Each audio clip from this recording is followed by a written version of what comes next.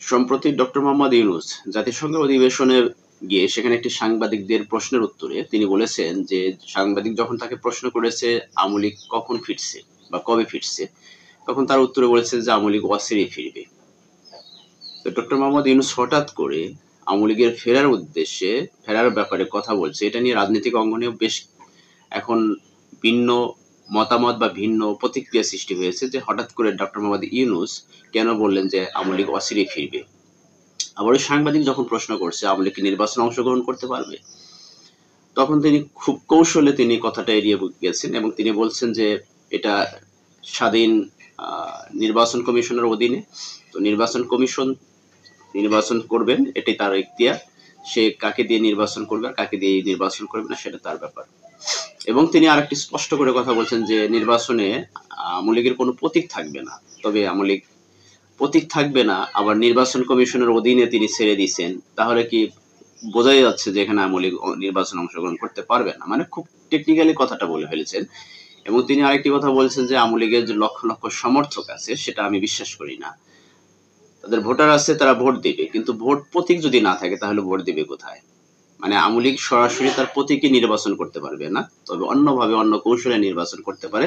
এটার হয়তো তিনি ইঙ্গিত দিয়েছেন যে স্বতন্ত্র প্রার্থী হিসেবে যারা নির্ভেজাল ব্যক্তি আছে, আওয়ামী লীগের কিছু সমর্থক আওয়ামী লীগের কিছু নেতা আছে যাদের ভিতরে কোনো মামলা নেই, মোকদ্দমা নেই, হয়তো বা এই ধরনের ইঙ্গিত দিয়েছে তারা স্বতন্ত্র প্রার্থী হিসেবে নির্বাচন করতে পারবে, তবে তাদের প্রতীক দিয়ে নির্বাচন করতে পারবে না।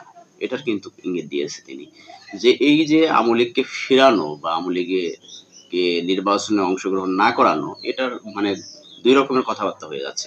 একদিকে বলতেছে যে আওয়ামী লীগ অচিরেই তাকে তো ব্যান করা হয় না, তিনি একটি জনপ্রিয় দল, আওয়ামী লীগ তো ব্যান করা হয়নি, আওয়ামী লীগ আপাতত তাদের কার্যক্রম স্থগিত করা হয়েছে, তো যে কোনো সময় সেই কার্যক্রম আবার তুলে নেওয়া হবে।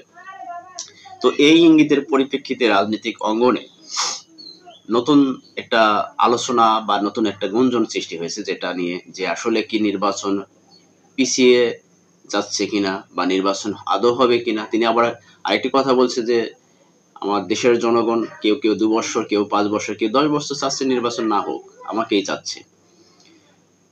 মানে তিনি কিসের ইঙ্গিত দিচ্ছে?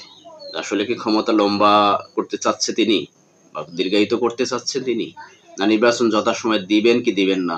আবার আবার আরেকটি কথা বলছে যে নির্বাচন হোক আর না হোক মার্চের ভিতরে তিনি ক্ষমতা হস্তান্তর করবেন। তো কাকে ক্ষমতা হস্তান্তর করবে, কাদের কাছে ক্ষমতা হস্তান্তর করবে? আবার নির্বাচন কমিশন বলতেছে যে কোনো উপায় হোক ফেব্রুয়ারিতে নির্বাচন হবে, চ্যালেঞ্জ ছুড়ে দিয়েছে। কারণ আমরা জানি যে জামাত ইসলাম এবং জামাত ইসলামের যে মোনাজারা আছে, সমর্থক যারা জোটবদ্ধ যারা আছে, তারা পিআর পদ্ধতি নিয়ে মাঠে নেমেছে, যে পিআর পদ্ধতি ছাড়া তারা নির্বাচন চাচ্ছে না, নির্বাচন দিতে দিবে না। সবকিছু মিলিয়ে কেমন যেন একটা গোলেমালে পরিস্থিতি সৃষ্টি হচ্ছে, যে আসলে মাননীয় প্রধান উপদেষ্টার যে কথা এবং নির্বাচন কমিশনের যে কথা, এই কথার মধ্যে কেমন যেন একটা জগা খিচুড়ি মিল পাওয়া যাচ্ছে, যে নির্বাচন যত ঘনিয়ে আসছে, মানে ফেব্রুয়ারিতে যত ঘনিয়ে আসছে, ততই কেন যেন এলোমেলো শব্দগুলো ব্যবহার করা হচ্ছে, যে আদৌ নির্বাচন হবে কি হবে না। আবার তিনি বলছেন যে নির্বাচন না হলেও মার্চেই তিনি ক্ষমতা হস্তান্তর করবে। আবার বলতেছে যে আমার দেশের জনগণ কেউ 2 বছর, কেউ 5 বছর, কেউ 10 বছর নির্বাচন চাচ্ছে না, আমি ক্ষমতায় থাকি, এরকমও কথা বলেছে। তো আসলে এক মুখে বিভিন্ন রকমের কথা, আওয়ামী লীগকে ফিরানো, আওয়ামী লীগের কার্যক্রম তুলে নেওয়া, মানে স্থগিত করছে সেই স্থগিতাদেশ তুলে নেওয়া, আবার তাদেরকে নির্বাচনে প্রতীক না দেওয়া, সবকিছু মিলে কেন যেন তার কথাবার্তার মধ্যে একটা ভিন্ন রকমের একটা মাত্রা, ভিন্ন রকমের একটা টপিক খুঁজে পাওয়া যাচ্ছে, যে আসলে তিনি আসলে কি বলতে চাচ্ছেন আর কি করতে চাচ্ছেন। মানে অত্যন্ত কৌশলী মানুষ তিনি, আন্তর্জাতিক পর্যায়ে একজন খেলোয়াড় মানুষ। তো তার সাথে বাংলাদেশের যে বর্তমান রাজনৈতিক দলগুলো আছে তাদের যে খেলা জাতীয় পর্যায়ে, আর তিনি হচ্ছেন ইন্টারন্যাশনালি খেলে। তো সব মিলিয়ে তার সাথে আসলে খেলায় দুলায় বাংলাদেশের রাজনীতিবিদরা কতটুকু খেলতে পারবে, এটাই দেখার বিষয়। কারণ আগামীতে নির্বাচন দিন তারিখ যত ঘনিয়ে আসবে তত পরিস্থিতি মানে সম্মুখে আসবে। কারণ আসলে মাননীয় প্রধান উপদেষ্টা তিনি কি চাচ্ছেন, কি করতে চাচ্ছেন, এটা তার প্রকাশ তো আগামীতে আরো আরো তীব্র আকারে আসবে। কারণ হচ্ছে তার যে সাক্ষাৎকারটা, আমার কাছে কেন যেন মনে হচ্ছে যে এই সাক্ষাৎকারের ভিতরে কেন যেন এলোমেলো বিষয়টা স্পষ্ট হয়ে যাচ্ছে। কারণ আওয়ামী লীগের কার্যক্রম নিষিদ্ধ তুলে নেওয়া হবে, এটা একটা ইঙ্গিত দিয়েছে। আবার তাদেরকে জাতীয় সংসদ নির্বাচনে তাদেরকে অংশগ্রহণের ব্যাপারে তিনি একটি স্পষ্ট করেই বলেছেন যে এখানে তাদের প্রতীক থাকবে না। আবার নির্বাচন এখতিয়ার, নির্বাচন কমিশনের এখতিয়ার, নির্বাচন কমিশনের উপর দায়ভার ছেড়ে দিয়েছেন। প্রতীক থাকবে না, তিনি নির্বাচনে অংশগ্রহণ করবে কিভাবে? এটা স্বাভাবিক। তো তাহলে কি ইয়াতে নিরপেক্ষভাবে যারা আহ, মানে স্বতন্ত্র প্রার্থী হিসেবে নির্বাচন করবে এরকম কিছু ইঙ্গিত টাঙ্গিত দিয়ে দিয়েছেন কি নাই, এটাও একটা ব্যাপার স্যাপার আছে। তো সব মিলিয়ে কেন যেন মনে হচ্ছে যে তার যে কথাবার্তা, তার যে সাক্ষাৎকারের বিষয়গুলো উঠে এসেছে, আবার ক্ষমতা দীর্ঘায়িত একটা আশ্বাস বা ইঙ্গিত দিয়েছে যে 2 বছর, 5 বছর, 10 বছর কেউ চাচ্ছে না যে নির্বাচন হোক, আমি থাকি, ঠিক আছে। এই ব্যাপার স্যাপার গুলো নিয়ে আসলে রাজনীতিতে একটা নতুন মাত্রা যোগ হয়েছে। আসলে তিনি কি চাচ্ছেন? বাংলাদেশের অবস্থা পরিস্থিতি আপনারা জানেন যে গত কয়েকদিন যাবৎ খাগড়াছড়িতে যে পরিস্থিতি সৃষ্টি হয়েছে, সেখানে উপজাতি ভাইয়েরা, আদিবাসী ভাইয়েরা যারা বিক্ষোভ, মানে একটা ইস্যুকে কেন্দ্র করে সেখানে দেখেন কি ধরনের পরিস্থিতি সৃষ্টি করছে। সেখানে সেনাবাহিনী, বিজিবি তাদের সাথে ব্যাপকভাবে সংঘর্ষে লিপ্ত হয়ে গেছে উপজাতিরা, এবং তাদের দাবি যে এখান থেকে সেনাবাহিনী উৎখাত করতে হবে। ইউনূস সরকারকে হুমকি দিয়েছে যে উৎখাত করে এটা একটা ভারতের অঙ্গরাজ্য হিসেবে ঘোষণা করতে হবে। কত বড় দুঃসাহস! একটা প্রশাসন কত বড় অথর্ব হয়ে গেলে, প্রশাসনিক ভাবে কত বড় দুর্বলতা হলে এই ধরনের কথাবার্তা তারা বলতে পারে। একটা স্বাধীন সার্বভৌমত্ব রাষ্ট্র, স্বাধীন বাংলাদেশ, সেই বাংলাদেশের ভূখণ্ডকে তারা বিচ্ছিন্ন করতে চায়। এতে কাদের ব্যর্থতা? অবশ্যই প্রশাসন, সরকারের ব্যর্থতা। অথর্ব সরকার বা ব্যর্থ সরকার যদি আমাদের দেশে অবস্থান করে তাহলে পরিস্থিতি ঘোলাটে আগামীতে আরো হবে, এটাই পরিপ্রকাশ। কারণ পার্শ্ববর্তী দেশ এবং একটি রাজনৈতিক দল, তাদের ইন্ধনে এরকম হইতে পারে, এটাও অনেকে মন্তব্য করতেছে। কারণ এই সমস্ত ব্যাপার যদি ধীরে ধীরে দীর্ঘায়িত হইতে থাকে, প্রশাসনিক ক্ষমতা যদি, প্রশাসনিক অবস্থা যদি দুর্বলতা দীর্ঘায়িত হইতে থাকে, তাহলে পরিস্থিতি আরো ঘোলাটে হবে, এটি স্বাভাবিক। আবার ভিন্ন দেশের প্রশাসন, ভিন্ন দেশের সামরিক মহড়া আমাদের দেশে অবস্থান করতেছে, আমাদের দেশে হইতেছে, এটার কিসের ইঙ্গিত? যখন এই ভূখণ্ডকে নিয়ে আন্তর্জাতিক পর্যায়ে খেলোয়াড়রা খেলতে থাকবে, তখন এই ভূখণ্ডের অবস্থা অস্থিতিশীল হয়ে যাবে। আমরা দেখেছি মধ্যপ্রাচ্যের বিভিন্ন রাষ্ট্রে যখন পরাশক্তি রাষ্ট্রগুলো তাদের সামরিক শক্তি প্রয়োগ করতে থাকে, তখন দেখা যায় যে ওই দেশের পরিস্থিতি, ওই দেশের শান্তিপ্রিয় যে পরিস্থিতিটা অশান্ত হয়ে যায়। আগামীতে আমাদের বাংলাদেশের অবস্থান কত দূরে যাবে, কিভাবে যাবে, সেটা কিন্তু দেখার বিষয়। কারণ হচ্ছে বাংলাদেশে ইতিমধ্যে আন্তর্জাতিক পর্যায়ে যারা পরাশক্তি আছে, রাষ্ট্রগুলো আছে, তাদের নজর পড়ে গেছে। কারণ আমাদের পার্শ্ববর্তী একটি গণতান্ত্রিক মানে একটা বড় দেশ, তাদের সাথে বাংলাদেশের সম্পর্ক এখন খুব খারাপ অবস্থায় যাচ্ছে। বা এই দেশের আমাদের বর্তমান সরকারের সাথে আমাদের পার্শ্ববর্তী দেশে ভারতের সম্পর্কটা খুব খারাপ। তো তাদের একটা যে প্রতিক্রিয়া আছে, তাদের যে অবস্থান আছে, তারা অবশ্যই সেটা বহিঃপ্রকাশ করবে। এবং চীন, সেও আমাদের দেশের উপর নজর রাখছে। আমেরিকা অলরেডি দেখা যাচ্ছে যে তাদের যে প্রশাসনিক মহড়া কক্সবাজারে সেখানে দিচ্ছে। তো সবকিছু মিলে বাংলাদেশের অবস্থান যে আগামীতে খুব খারাপের দিকে যাচ্ছে, সেটাই কিন্তু বহিঃপ্রকাশ। তো মাননীয় প্রধান উপদেষ্টা, তার যে বক্তব্য, তার যে সাক্ষাৎকার, এই কথার ভিতরে একটা জগা খিচুড়ির মিল আমি খুঁজে পাচ্ছি, যেখানে যে কথার কোনো ভিত্তি নেই।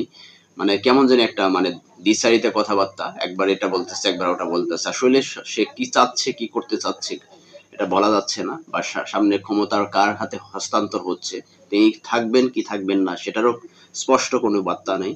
বা তিনি থাকলেও আসলে কি হবে, বা না থাকলেও কাদের কাছে ক্ষমতা হস্তান্তর করা হবে, এই সব মিলে একটা গোলেমালে তৈরি করা হচ্ছে। তো বিষয়টা আসলে অস্পষ্টভাবে যাচ্ছে। সাক্ষাৎকারের কথাগুলো আমার কাছে কেন যেন মনে হচ্ছে যে তিনি যে সাক্ষাৎকারটা দিয়েছেন, সাংবাদিক সাক্ষাৎকারটা, সেই সাক্ষাৎকারের মধ্যে স্পষ্ট কোনো ভাষা তিনি স্পষ্ট করে বলেনি। এবং তিনি যে আসলে কি করতে চাচ্ছেন সেটাও কিন্তু ক্লিয়ার করতেছে না। আসলে এরকম যদি চলতে থাকে, ওদের ভবিষ্যতে বাংলাদেশের অবস্থা খুব খারাপের দিকে যাবে, এটি স্বাভাবিক। দর্শক, এ ব্যাপারে আপনাদের আসলে কোনো মন্তব্য আছে কিনা আমি জানি না, তবে আপনাদের যদি কোনো মূল্যবান মন্তব্য থাকে তো অবশ্যই প্রকাশ করবেন। কারণ দেশের অবস্থা খুব যে ভালো তা না। খাগড়াছড়ির পরিস্থিতি পর্যালোচনা করলে আমরা দেখতে পাচ্ছি যে বাংলাদেশের অবস্থা অস্থিতিশীলের দিকে যে যাচ্ছে। যদি এটা এই মুহূর্তে যদি কঠিন হস্তে দমন না করা হয়, এই উপজাতিদের চাহিদা, উপজাতিদের কথাবার্তা, তাদের যদি কঠোর হস্তে দমন না করা হয়, তাহলে বাংলাদেশের ভূখণ্ড নিয়ে খুব কঠিন অবস্থানের মধ্যে পড়তে হবে বাংলাদেশের প্রশাসনকে, এটাই স্বাভাবিক। তবে উপজাতি বা আদিবাসী ভাইদের ভিতরে অনেকে বলতেছে যে একটা ইস্যুকে কেন্দ্র করে কিছু একটা চক্র বা কোনো একটা রাজনৈতিক দল বা কোনো একটা দেশ এদেরকে ইন্ধন দিচ্ছে, যার কারণে পার্বত্য অঞ্চলটাকে অস্থিতিশীল করার জন্য তারা চেষ্টা করতেছে। তো কিছু উপজাতি ভাইয়ের আছে, তারা অবশ্যই বাংলাদেশের ভূখণ্ডের সাথে থাকতে চায়, কারণ তারা বাঙালি, তাদের জাতিসত্তা আছে, এটা ঠিক আছে, কিন্তু তারা বাংলাদেশি হিসেবে থাকতে চায়, এটাই তাদের দাবি। কিন্তু তাদের ভিতরে কিছু উগ্রপন্থী আছে যে যারা চাচ্ছে যে এটা একটা স্বাধীন রাষ্ট্র। স্বাধীন রাষ্ট্র, তুমি বাংলাদেশে থাকবা, বাংলাদেশে একটি স্বাধীনভাবে বসবাস করতেছো, তুমি আর একটা দেশের ভূখণ্ডের সাথে সম্পৃক্ত হয়ে তুমি নিজেকে স্বাধীন হিসেবে থাকতে পারবা? স্বাধীন হিসেবে তো থাকতে পারবে না। তাদের মানে চাহিদাটা কি, যে এদেশ থেকে ভাগ হয়ে তারা অন্য একটা দেশের ভূখণ্ড বা অন্য একটা দেশের প্রদেশ হিসেবে, প্রদেশ রাষ্ট্র হিসেবে থাকতে চায়। তো যখন প্রদেশ হিসেবে থাকতে চাও বা তোমার অন্য একটা রাষ্ট্রে, তখন তোমাদের অবস্থান কোথায় যাবে? খুব শক্তিশালী হবে? অবশ্যই হবে না। তো তোমাদের অবস্থান কবে? বাংলাদেশের যে আদিবাসী হিসেবে তোমরা নিজেদেরকে দাবি করো ভাই, আসলে তো তোমাদের ইতিহাস খুব দীর্ঘদিনের ইতিহাস না। পার্বত্য চট্টগ্রাম অঞ্চলে 1800 খ্রিস্টাব্দে, 1800 শতাব্দী থেকে মানুষের বসবাস, উপজাতি বা আদিবাসী যারা দাবি করতেছেন। তো 1800 আজকে 2000, 200-250-300 বছরের ইতিহাসে তোমরা আদিবাসী হয়ে যাও না। আদিবাসী তো অনেক দীর্ঘ সময়ের একটা বসবাস লাগে, ঠিক আছে? বাঙালি জাতির আগে যদি বসবাস করতো তাহলে আদিবাসী বলা যেত, ঠিক আছে? তো সবকিছু মিলিয়ে আসলে একটি শান্তপ্রিয় দেশটাকে অশান্ত করার জন্য যে সমস্ত অপচেষ্টা তোমরা করতেছো ভাই, এটা কারোর জন্য মঙ্গল না, তোমাদের জন্য মঙ্গল না। তোমাদের নিয়ে ইন্টারন্যাশনালি খেলা খেলতেছে, সেটা তোমরা হয়তো এখন বুঝতেছো না। তোমরা যখন পরিস্থিতি গোলাটে তৈরি করবে, তখন তোমাদেরকে ব্যবহার করে তোমাদেরকে আবার ডাস্টবিনে ছুঁড়ে ফেলবে, এটাই স্বাভাবিক। তো একটি স্বাধীন রাষ্ট্রে, স্বাধীন ভূখণ্ডে শান্তপ্রিয়ভাবে তোমাদের যে দাবি দাওয়াগুলো আছে, সেটা সরকারের সাথে তোমরা বসে তোমাদের যে মানে যদি কোনো অভিযোগ থাকে, কোনো যদি দাবি থাকে, সেগুলো সরকারকে পেশ করো, সরকারের কাছে দাবি করো। সরকার যদি সেটা অবশ্যই দেবার মতো হয়, তাহলে অবশ্যই তোমাদের সে দাবি পালন করবে বা তোমাদের সেই দাবিগুলো মেনে নেবে, এটাই স্বাভাবিক। কিন্তু একটি শান্তপ্রিয় দেশকে অশান্ত করার জন্য কোনো রকমের অপচেষ্টা করলে পারে তোমাদেরও ভবিষ্যৎ ভালো না, দেশেরও ভবিষ্যৎ ভালো হবে না। তো সব মিলিয়ে পরিস্থিতি কোন দিকে যাবে, পরিস্থিতি কোন দিকে যাচ্ছে, এটা এখনো বলা যাচ্ছে না। তো দর্শক, আমার এই যে চতুর্মুখী যে বিশ্লেষণগুলো, আমার কাছে কেন যেন মনে হচ্ছে যে সরকারের অবস্থান স্পষ্ট করা উচিত, এবং সরকারের ভবিষ্যতের যে তার অবস্থান স্পষ্ট করা উচিত। যে আমাদের দেশের যে প্রশাসনিক ক্ষমতা, প্রশাসনিক যে অবস্থান, সেটাও আরো শক্তিশালী হওয়া দরকার। আমাদের দেশের যে প্রশাসন ডিপার্টমেন্ট আছে, স্বরাষ্ট্র মন্ত্রণালয়, সেটাকে আরো শক্তিশালী করা উচিত। নইলে আমাদের দেশের ভূখণ্ডের যে অবস্থান বা ভূখণ্ডের যে নিজস্ব যে এক সত্তা আছে, সেই সত্তাটাকে আগামী দিনে প্রশ্নবিদ্ধ হবে, আগামী দিন অস্তিত্বহীন হয়ে যেতে পারে, সেটাই আমি লক্ষ্য করছি। দর্শক, আমার মতামতের সাথে আপনাদের মতামত কতটুকু মিলবে তা আমি জানি না, তবে আপনাদের কোনো মতামত থাকলে অবশ্যই প্রকাশ করে যাবেন। তো আজকে এই পর্যন্ত, ভালো থাকবেন সবাই। আসসালামু আলাইকুম রহমতুল্লাহি ওয়া বারাকাতুহু।